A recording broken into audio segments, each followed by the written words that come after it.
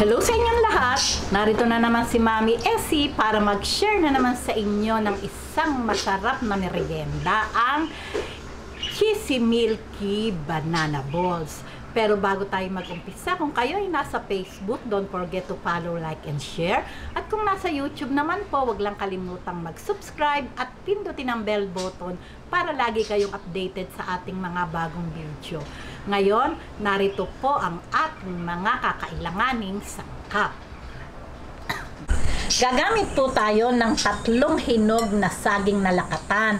Maganda po talaga yung hinog na hinog yung gagamitin nating saging. Pag mas maliit po dito yung saging na gagamitin nyo, 4 na piraso po yung ating gagamitin. 2 sachet ng powder milk, yung pong 33 grams yung isa.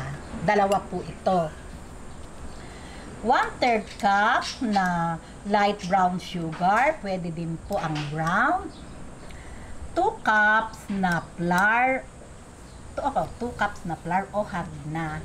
Ito po yung ating cheese na palaman. Okay, ngayon umpisahan na po natin yung pagmamas o pagdudurog ng ating banana. Okay, atin lang pong durugin tong ating banana. Ayan.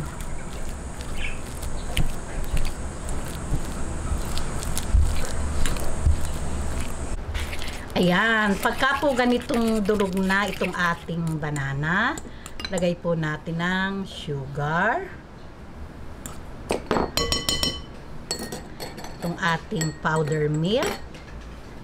Ayan, saka lang po natin hahaluin ulit hanggang sa mag-mix sila. Ayan, siya nga po pala. Huwag lang pong kalimutang i-share itong ating video ng mas marami pong maging viewers at marami pa po tayong lulutuin. Ayan, pagka po ganitong mix na yung ating nilagay na sugar at yung ating powder milk, lalagay na po natin tong ating all-purpose flour. Ayan, i-mix lang po natin ulit hanggang sa maging dough.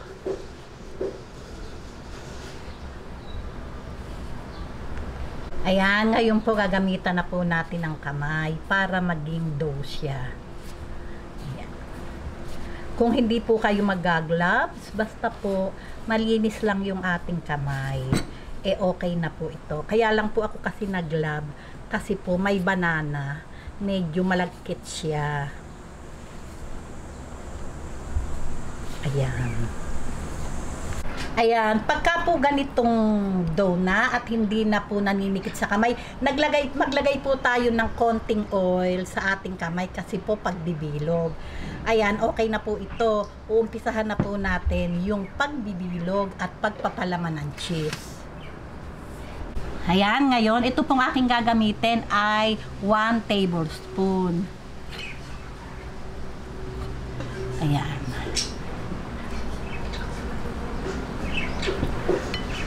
Ganyan lang po yung ating gagawin. Lalagyan po natin ng cheese sa loob. Ayan, at atin pong ibibilog.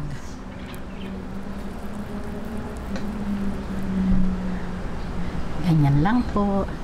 Lagay po natin dyan. Ayan, ngayon, dire-diretso lang po, isang procedure lang po yung ating gagawin. At pagkatapos ay magpiprito na po tayo. Okay, ganyan lang po.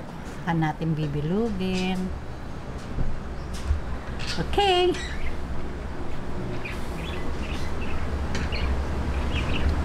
Ayan, nabilog na po natin lahat. Naka 25 pieces po tayo. Ay, umpisahan na po natin yung pagpiprito. Ayan, mainit na po yung ating oil. Huwag po mainit na mainit. At nasa low heat lang po yung ating apoy. Kasi pag po nilakasan natin yung apoy, ay puputok po itong ating mga balls. Ayan. Okay, ngayon, prituhin lang po natin to hanggang mag golden brown yung bawat side.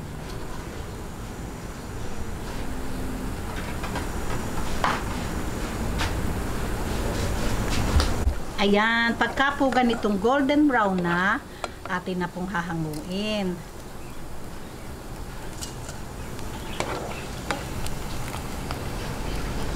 Ayan.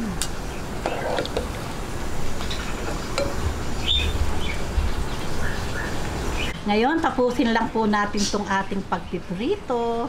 At syempre, merienda time na po.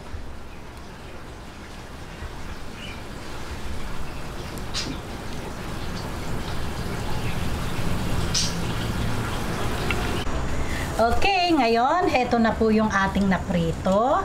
Lalagay po natin dito sa ating isang lalagyan. Ayan.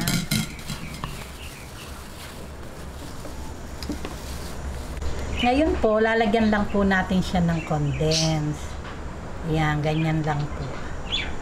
Para po pag kinoting natin ng powder milk, kakapit po siya.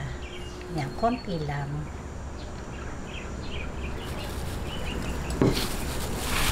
Ganyan lang po. Hahaluin lang po natin.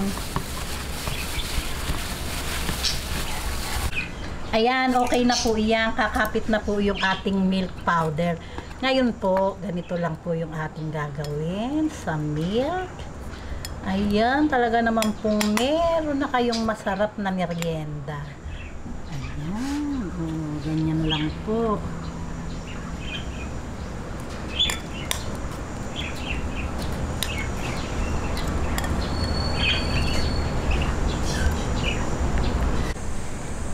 Ayan, heto na po ang talaga namang napakasarap at maiibigan ng ating mga anak o apo, ang cheesy milky banana balls. O, tingnan nyo naman, talagang yummy yummy.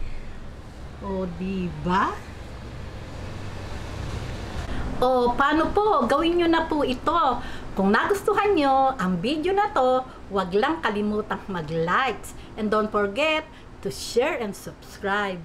Boo-boo!